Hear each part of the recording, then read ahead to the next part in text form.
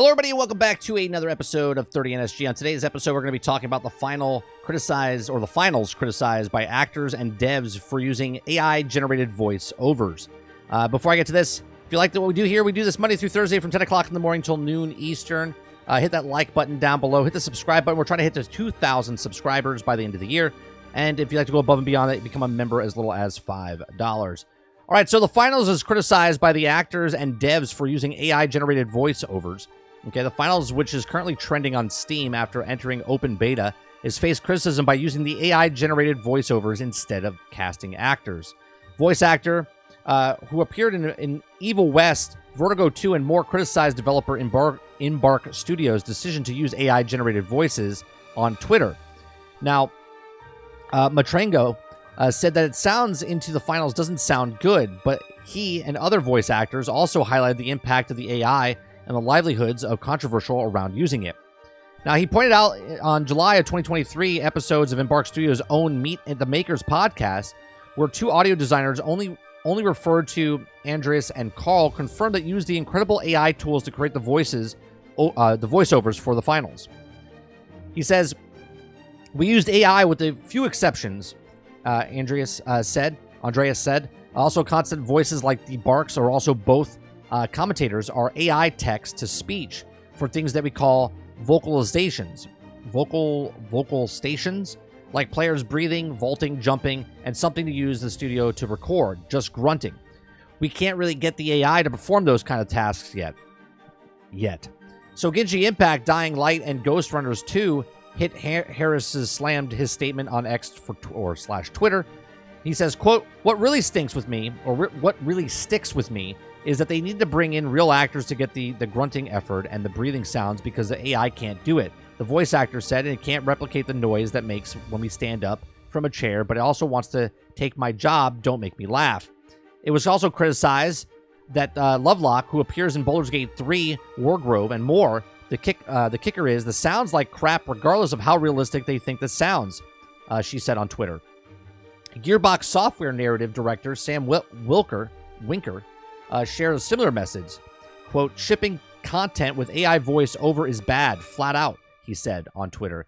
Especially for a game that has so clearly polished every other aspect of the presentation from the gleaming finish, this sticks out like an affected thumb. So Embark Studios, Andreas defended the finals using the AI voice over the podcast episode. However, the reason that we go the route with AI text-to-speech is finally extremely powerful, he said. It gets us far enough in terms of quality to allow us to extremely reactivate to the new ideas that keep things really, really fresh. He says, quote, for instance, if a game designer comes up with a new idea for the game mode, we can have a voiceover representing that in just a matter of hours instead of months. We don't have to do temporary recordings that need to be replacing.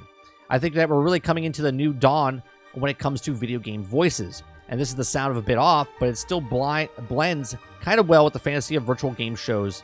Okay, so he points out that Andreas uses it far enough into terms of quality as damning statement and refund the idea of implementing voice actors takes months. Okay, quote, we are constantly banging out rush order sessions for like within a day or two, he said. And you literally get to pro grade voiceover and less than the grade total. Bang out a couple of recording sessions and then bam, you have the audio you need. He also continues to say, when you need more, you can book another session. It actually makes it very easy. And it's just that sounds as good, not by something even players who don't really care about the AI aesthetics keeping complaining about. So somewhat ironically, Embark Studios also has been making the final series on YouTube, which is also an episode dedicated to capturing authentic sounds. IGN also reached out to Embark Studios for comment. That's pretty funny. I like how they have a video series about making the sounds like the guns and stuff, and yet they're giving the sounds of the voices to AI. Beautiful. The use of AI video games has been hotly debated and controversial topic of late, even coming from the center of the Screen Actors Guild, American Federation of Television and Radio. The Guild also voted on September of 2023 to authorize a strike as part of the resumption of bargaining over the Interactive Media Agreement, which governs voice motion capture and other voice actors working with video games. While this doesn't mean a strike is currently happening, it does mean that the SAG-AFTRA negotiators have power to call on one. Negotiations continue to stagnate. It says, we want to ensure that we don't replace all the humans with computers, interactive negotiation committed members, but not prohibit on it. We also, moving forward the technology, and how do we move it we not get left behind. We're having the argument now specifically about these AI algorithms and also wiping out large portions of the workforce. And so if we lose that and we set the precedence of corporations to remove lower levels of the workforce using algorithms, then, into other workforces on the planet, then there's also could be disastrous results of economy and society as a whole. Very true. It's more than just typing in and making a voice. There's repercussions to this, right? So the biggest developer to use AI voiceover so far is CD Projekt Red. Thought it was the only done and replaced the decade voice-old actor gathering permission from the family. We talked about this story a couple of weeks ago. I said that's the catalyst, right? It's just going to get more and more. The finals that uses AI certainly hasn't made the game any less popular, with the open beta clocking in at peaking at 267,000 concurrent players on Steam in the first week available, according to the data from SteamDB. All right, so it's made up of ex-DICE developers who work in Battlefield series, a team-based first-person shooter, even if its player capacity within a few days. So, what do you guys think? Do you think this voice acting for the game, obviously, they can't make the grunts and sounds, so like us standing up in the chair going, ugh, or hopping over something going, ugh, like that type of stuff, the computer can't do that. But it can make the sound effects of actual voices, right? All you need is small little bits and pieces, less than 3 minutes, and you can take my voice, right? I'm screwed, right? There's thousands and thousands of hours of my voice on the internet. I'm screwed.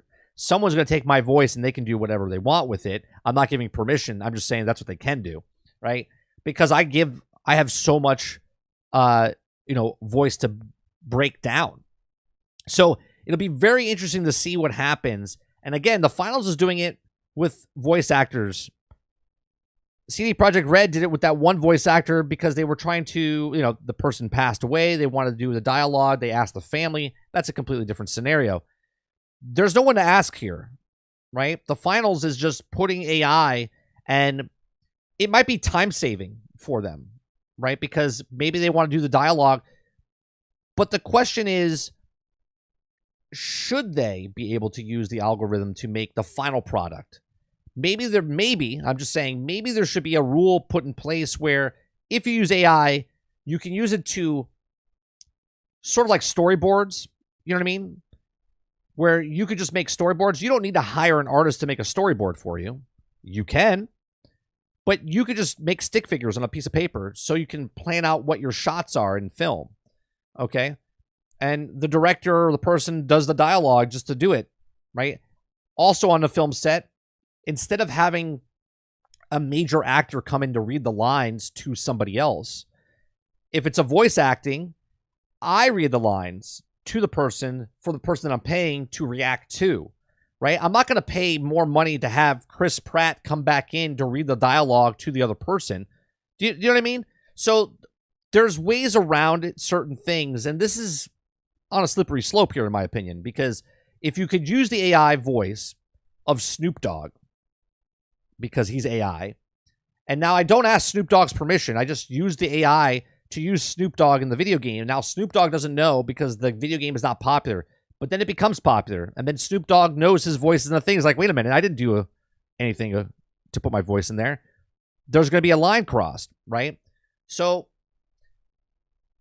where do you draw the line? What's right? What's wrong? Should voice actors still do voices? I believe so.